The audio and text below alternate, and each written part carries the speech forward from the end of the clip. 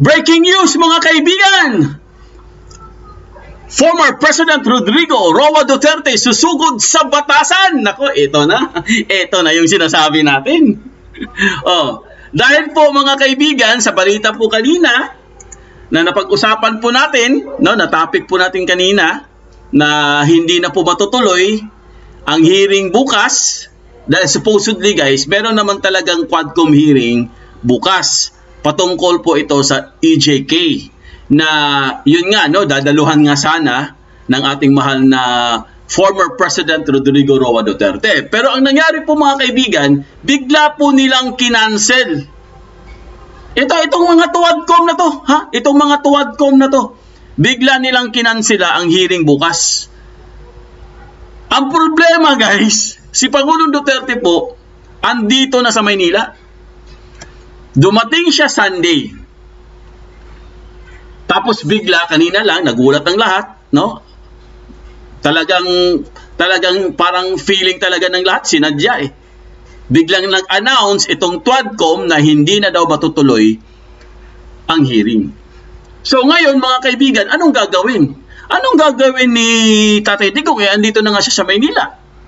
Para ba ang dating guys, hindi nyo nirespeto ang ating mahal na Tatay Digong? Former president yan eh. Sana binigyan nyo ng konsiderasyon. Unang-una, may edad na yung tao. Pangalawa, dinig ko, nang hiram lang ng pamasahe yun para lang makapuntang Maynila. Pangatlo, hindi na po siya katulad dati na malakas. Medyo mahina na si Tatay Digong eh. Kita nyo na nga, mahirap nga maglakad. Diba? Tapos ginaganon nyo lang. Kaya po mga kaibigan, meron po tayong magandang balita. Dahil bukas po, kahit hindi matuloy, with or without hearing, susugod po si Tatay Digong sa batasan. Bakit po siya susugod, Foodinet? Kukomprontahin niya po ang Tuadcom mga kaibigan, kaya humanda kayo.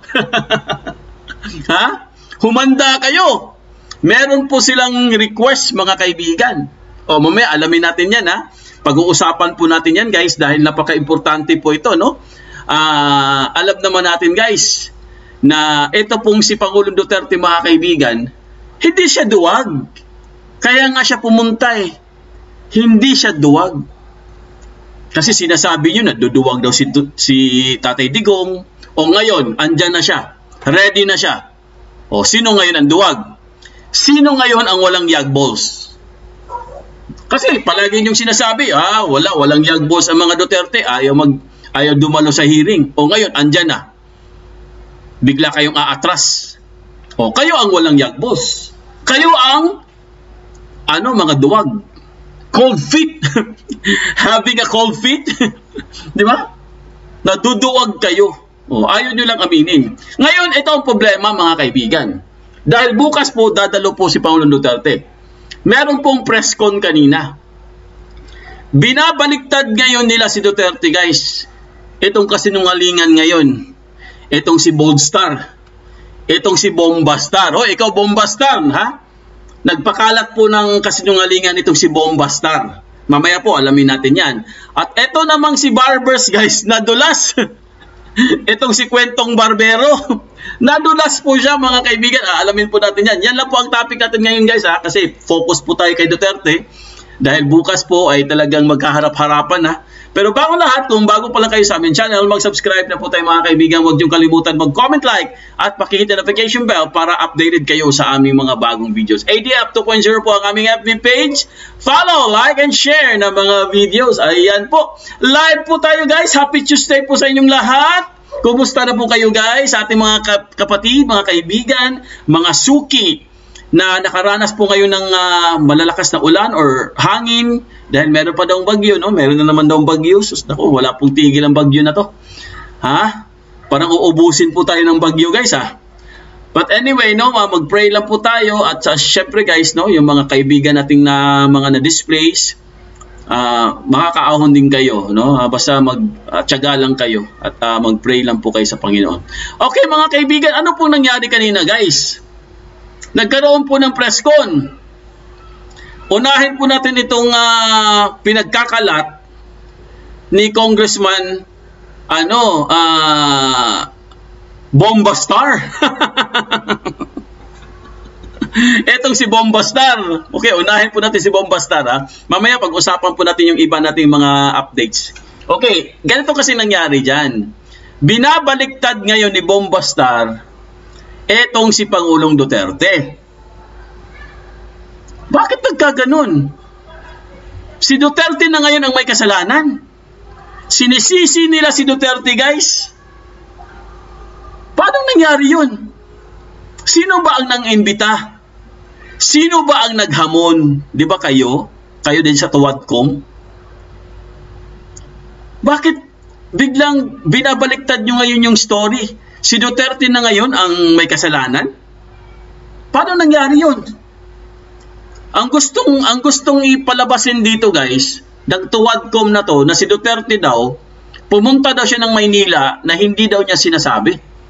Hindi daw siya nagbigay ng declaration na a-attend siya sa Quadcom. Sus Mariosep, napaka BO-BO nyo naman. Napaka-syunga nyo naman. Ilang beses nyo siya inimbitahan. Ilang beses nyo siya hinamon. Ngayon, nung pumunta siya sa Maynila, sabay sasabihin nyo, hindi siya nag-declare. Hindi niya sinabi na nasa Maynila sila. Huwag kayong magsinungaling. Ha? Huwag kayong magpakalat ng misleading na ano. Unang-una, ang tanong ganito, kailan kayo nag-declare na hindi matutuloy ang hearing? Kailan kayo nag-declare? Okay, hahamunin po natin itong si Bombastar. Kasi nagpakalat eh. Si Duterte daw may kasalanan eh. Okay, hahamunin po natin itong si Bombastar, mga kaibigan. Hahamunin natin siya. Magpakita siya ng post. Pwedeng post sa government or post sa Quadcom or sa mga personal page ng mga mambabata sa Tuwadcom na yan. Kung meron ba kayong sinabi na ikakanselahin nyo etong hearing na supposedly bukas na hearing, magpakita kayo sa amin. Kasi ibang sinasabi niya sa presscon eh. Matagal na daw pinag-uusapan niyang kakansilahin ang hearing. Kailan kaya nila pinag-uusapan? Bombastar ka talaga. Hindi ko mag-gets. Kailan nyo pinag-usapan at kailan nyo sinabi sa madla na hindi na matutuloy ang hearing bukas? Sige nga. Kasi, huwag kayong magsinungaling. Huwag kayong magsinungaling. Kasi sinabi nyo kanina lang. Kaninang umaga lang. Ha? Huwag po kayong magsinungaling. Si Duterte po, dumating dito sa Maynila, Sunday. Gusto nyo ng proof? Gusto nyo ng proof? Ito, ipakita ko sa inyo ang proof. Ha? Ipakita ko sa inyo. Gusto nyo talagang makita, ha? Sige. Para magkaalaman na. Ayan po. Ayan po ang ticket. Ito po ang ticket ng ating mahal na Rodrigo Roa Duterte. Ayan po. Ayan Duterte Rodrigo, Mr. Yan, prepared for reservation code. Airline, reservation code. Departure Sunday, 10 November. Ayan departure Sunday, November 10. Philippine Airlines. Premium economy lang po ang sinakyan niya. Economy lang. Hindi na kayo naawa. Dating presidente yan, pero ang sinakyan niya, economy lang po, mga kaibigan. Yan Davao, Philippines. Dumating siya sa Maynila. Ayan umalis siya doon ng 11:05 p.m. Ayan po, mga kaibigan. Umalis siya sa Davao ng 11:05 p.m. Diba? Nakita nyo? Ayan Yan yung ano niya, yan yung ticket niya. Mahiya naman kayo sa mga balat ninyo. Nanghiram pa siya ng pambiling ticket para lang makapuntang Maynila. Mga unghang kayo. Tapos ngayon, bigla nyo kakansilahin yung ano niya, hearing niya. Bakit? Natakot kayo? Bigla kayong naduwag? Kasi hindi ready yung script nyo? Diba? Kasi sinasabi kasi nila, guys, na ang gusto nilang sabihin dito, mga kaibigan, or ang gusto nilang i-point out sa atin, si Duterte daw may kasalanan. Paano nga siya nagkaroon ng ano dito, ng tawag dito, walang abiso. Dumating nga siya Sunday. Nalaman nyo nandito na siya sa Sunday, kaya kinancel nyo ang hearing. Kasi lang ang problema, bakit nyo kinancel? Kaninang umaga lang. Kasi kung wala talaga kayong balak na mag-hearing or meron kayong mga engagement, dapat Saturday pa lang or Friday pa lang, sinabi nyo na kay Tatay Digong. Kinausap nyo na yung mga legal niya na hindi po matutuloy ang hearing ha sa darating na November 11 or 13 ha. Ano ba bukas? 13 no?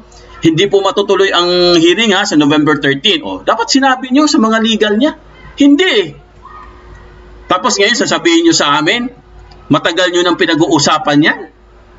Kailan nyo pinag-usapan na, sige sabihin nyo sa amin, kailan nyo pinag-usapan niya na hindi po dadalo? Kailan nyo pinag-usapan na hindi matutuloy ang hearing bukas? Sige nga, sabihin nyo sa amin. Kaya nga meron kaming challenge sa inyo eh. Magpakita kayo ng post, magpakita kayo ng mga ebidensya na katunayan na talagang kakansilahin nyo ang hearing tomorrow. Ipakita nyo sa amin. Wala kayo maipakita, di ba? Kasi nga, kanina nyo lang kinancel ang hearing. Wala kayong sinasabi. Kaya wag nyo sisihin si Pangulong Duterte. Ito po, mga kaibigan, puntahan po natin itong si Crisette, ang kanyang Facebook page, guys, na basahin po natin yung sinabi niya dito, ha. Ito po, ilakihan lang natin, guys, para mabasa ng lahat. Ayan po, ito po yung Facebook page ni Crisette, no? Basahin lang natin, guys, ha. Para mabigyan po tayo ng mas maraming insights, no? Ito po ang sinabi niya, Dear Tambalallays, okay? I-highlights ko para mabasa nyo rin, ha? Ayan, nakikita nyo naman siguro yan, no? Sabi ni Crisette, Dear Tambalallays, and especially Baklang J. Konghon. Sino si Baklang J? Si Baklang J. Hindi talaga propaganda that PRRD was going to attend tomorrow's Quadcom. He flew to Manila at 11:05 p.m. last Sunday night. Kailan kayo nagsabi na di matutuloy? Di ba Tuesday morning lang naman? Nakaisang araw na dito ang matanda. Hindi siya sinungaling like you. Ito ang sinabi niya. Hindi siya sinungaling like you, guys. Also, do you see that his seat is premium economy in town? Grabe, kawawa, di ba? Premium economy lang, pero dating Pangulo yan. The greatest Philippine president who ever lived. At his age, flies premium economy. That's economy with a slightly longer leg room. Yan o, grabe. While your padre de pamilya has his privilege, while your padre de pamilya has his private jet, chopper, and lot of you couldn't be caught dead in economy. Wala kasing floating shabu laboratory or mining company at di rin corrupt na politiko si PRRD. Di gaya ng iba dyan, kaya premium economy lang po his murang katawan. Humanda na lang kayo tomorrow kasi mga gumastos na siya kaya pupunta siya sa whether you like it or not, pakainin nyo na lang ng dictionary si Dan Fernandez. Ang galing! Good job, Crisette! Good job! Tama naman yung sinabi ni Crisette, no? Tama naman. Di ba? Ayan, no? Ito po, basahin natin to. Ayan, no? PRRD will go to Batasan Complex tomorrow to face the illiterate Tambalallays despite them canceling on him. Kahit ilang araw daw sila mag-inquiry. Sino magkakraming na mamayang gabi? Sino ang... Kawawa si Dan Fernandez dito, guys, pag natuloy ito. Kawawa talaga si Dan Fernandez dito, mga kaibigan. Siya po matatamaan dito, guys. Kung matuloy yung hearing na yan, malamang hindi po dadalo yan eh, sa tingin ko. Di ba? Sa tingin ko, hindi po siya dadalo sa hearing na yan. Matatakot yan eh. So, ngayon mga kaibigan, ito po no, papakita ko lang sa inyo, paparinig ko lang sa inyo guys. Ito pong sinabi dito ni, ito pakinggan nyo mabuti guys para meron po tayong, meron po tayong source. Pakinggan po natin yung sinabi niya dito guys, ni Bomba Star. Okay, ito, i-play lang natin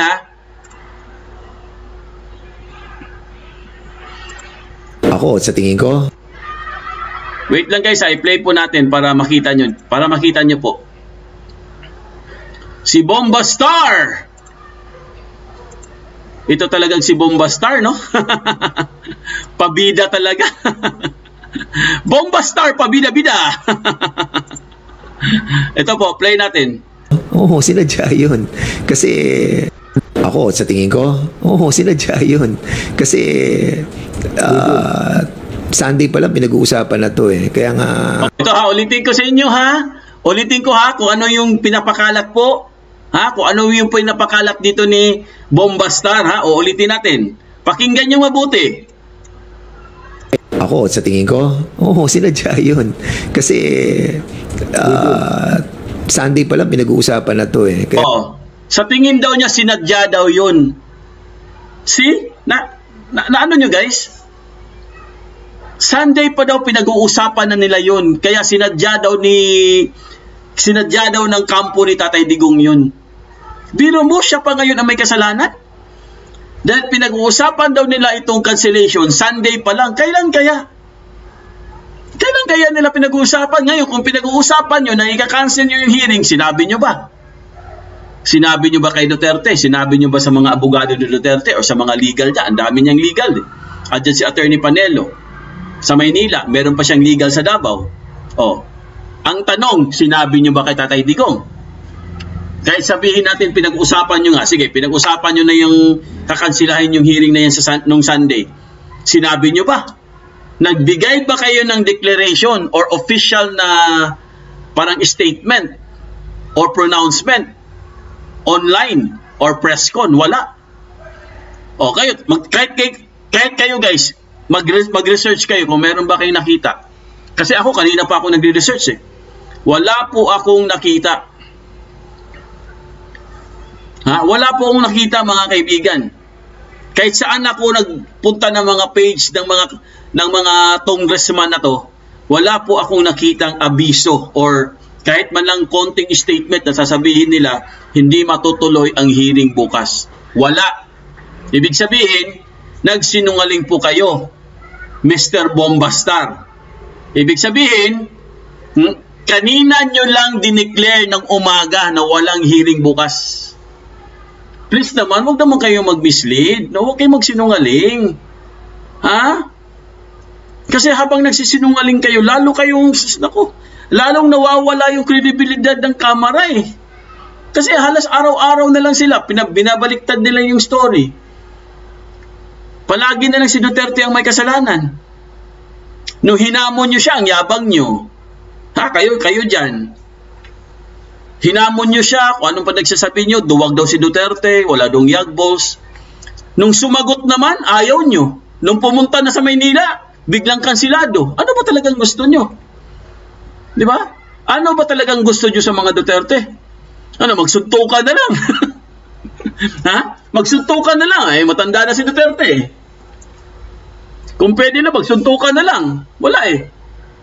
Paiba-iba mga sinasabi nyo, tapos ngayon, sisisihin nyo ang kampo ni Duterte. Sino ba dapat ang mag-declare o sino ba dapat ang magbigay ng abiso? Sige nga.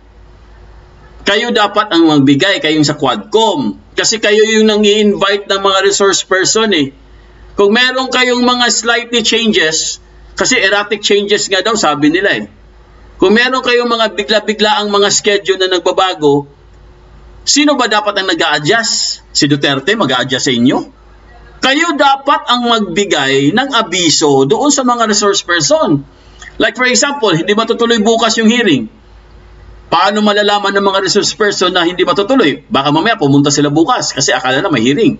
Di ba? Pinapadalhan nyo ng letter? Tinatawagan nyo? Ganon dapat ang ginawa nyo sa ating mahal na Tatay Digong. Tinawagan nyo sana sila or prior po sa pag-flight niya nung nakaraang Sunday, siguro baka tinawagan nyo sana siya ng Saturday or Friday na Mr. President or Tatay Digong, hindi na po matutuloy ang ating hearing. Huwag na po kayo pumuntang Maynila. Pumunta na lang po kayo next week kasi itutuloy po ang hearing sa November 21. Dapat ganun. Di ba? Dapat ganun yung gagawin nyo sa mga resource person nyo. Pero hindi nyo ginawa. Kaya hindi po kasalanan ni Duterte. Kaya please lang, Bombastar, huwag po kayo magsinungaling. Naku, Ulitin natin yung sinabi niya ha, para klaro tayo. Ako, sa tingin ko, sinadya yun. Kasi, Sunday pa lang pinag-uusapan na to eh. Kaya, sinadya daw, grabe. Maniniwala kayo sa sinabi niya, guys, sinadya daw ni Duterte. Si Duterte pa ngayon ang nananadya. Grabe mga, ano to mga, sus nako. Kaya nga, yun yung ano nila, yung style eh, di ba? And to make it appear na tayo yung umaatras di sa ganitong klase ng invitation. Oh. Binaliktad na naman niya. Para daw magmukha sila daw yung umatras sa invitation. Sus Maria Joseph naman. In town, kalooy. Naunsa naman tao ding tawhana. Concern pa siya na baka daw, kumbaga parang sila daw yung binabaliktad na sila daw yung umatras. Sino kaya umatras? Di ba kayo naman talaga umatras? Kayo ang nagbago ng schedule eh. wala talaga siya sa ano no, wala siya sa ewan ko. Mahirap na magsalita. Siyempre, natural, kayo talaga umatras kasi kayo yung nagbago ng ano, kayo nagbago ng schedule. Bakit si Tatay Digong pa, binago ba niya yung schedule niya? Hindi naman Dumating naman siya sa Maynila. Di ba? Sabihin niyo, kayo ang nananadya, hindi si Tatay Digong. Bakit si Tatay Digong? Bakit? Napaka-bo. Sarap sabihin bo. Naku.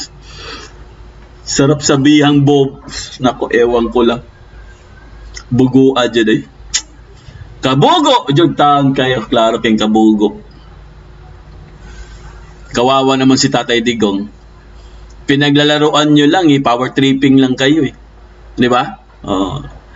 Yun nga guys, sa totoo naman talaga niyan, takot naman talaga sila. Sila naman talaga ang duwag, hindi po si Tatay Digong.